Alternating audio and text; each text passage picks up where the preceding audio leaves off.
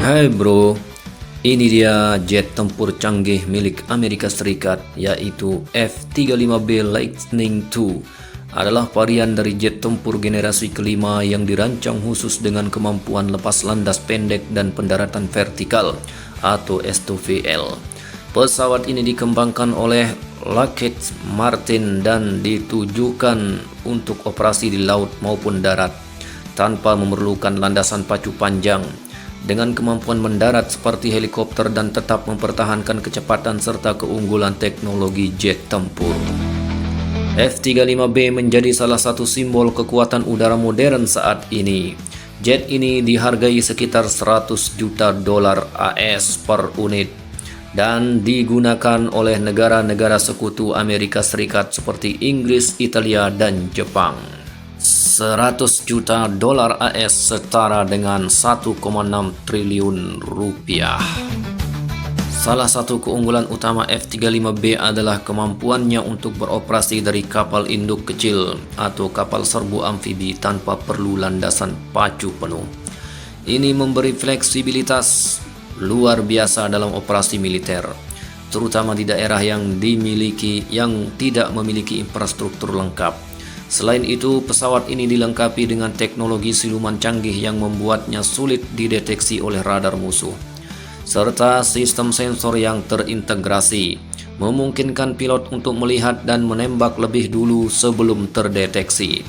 Helm pilot juga dilengkapi sistem tampilan 360 derajat, seolah-olah pilot bisa melihat tembus badan pesawat, memberikan keunggulan situasional yang besar di medan tempur. Bagaimana kira-kira? Namun di balik kecanggihannya, F-35B memiliki beberapa kekurangan. Biaya operasionalnya sangat tinggi, termasuk biaya perawatan dan pelatihan. Selain itu, karena membawa sistem pendaratan vertikal, kapasitas bahan bakar dan senjata F-35B sedikit lebih terbatas dibanding dengan varian F-35A atau F-35C.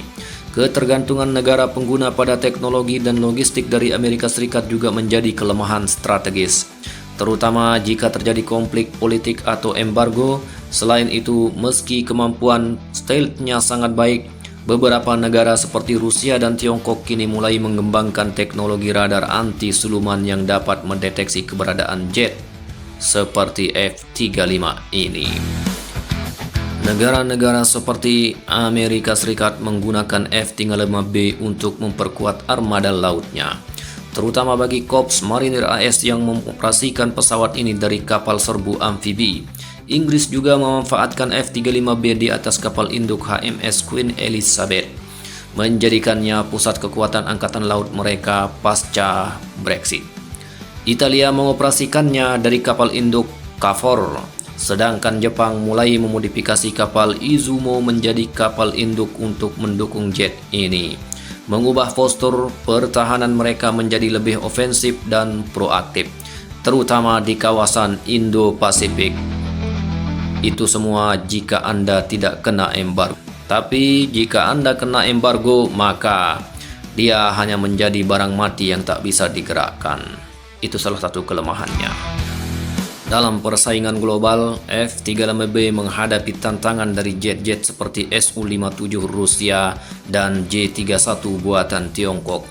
Meski beberapa dari pesaing ini menawarkan keunggulan dalam manuver atau biaya yang lebih murah, F-35B tetap unggul dalam integrasi teknologi, kemampuan tempur jaringan, dan dukungan penuh dari ekosistem militer Amerika Serikat. Keunggulan ini membuat F-35B bukan hanya sekedar pesawat tempur, tapi juga platform tempur masa depan yang mampu bertahan di berbagai skenario pertempuran modern. Dengan semua fitur tersebut, F-35B Lightning II menjadi simbol dominasi udara dan keunggulan strategis abad ke-21. Namun kekuatannya datang dengan konsekuensi biaya dan ketergantungan teknologi yang besar. Dalam dunia militer modern yang terus berubah, F-35B menjadi bukti bahwa kekuatan udara tidak lagi hanya soal kecepatan dan senjata, tapi juga soal kemampuan beradaptasi, bertahan, dan menguasai ruang udara dari manapun, bahkan dari tengah lautan. Jangan lupakan juga pertahanan udara perlu juga disesuaikan dengan kondisi kantong dari negara konsumen. Bagaimana kira-kira? Itulah fitur kelebihan, kekurangan, dan siapa pesaing dari jet tempur canggih F-35B Lightning II milik Amerika Serikat. Jika ada yang ingin ditambahkan atau dikoreksi, silahkan sampaikan di kolom komentar. Sampai jumpa lagi.